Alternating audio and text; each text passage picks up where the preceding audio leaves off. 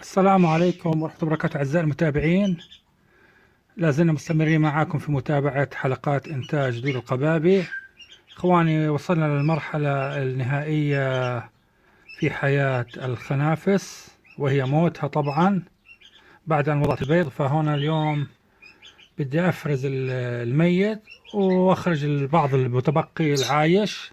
شايف أن الأغلب ميت طبعا، هي أمامكم. بدي أشيل هذولا، بسم الله. شايفين اخواني؟ بس يا دوب اللي بتحركوا كم وحدة والباقي كله ميت.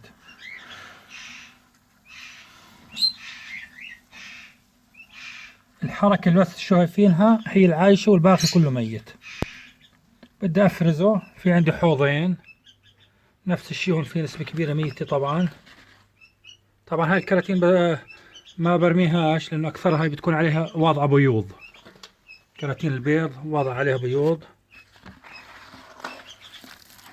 شايفين يا دوب كم خنفس العايشات، الباقي كله ميت.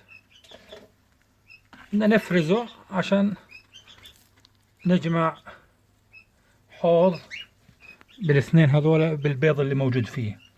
هسه طبعا راح احطه بمنخل بفرزه الميت عن الحي، واللي بينزل تحت اللي هو بيكون النخالة مع البيض.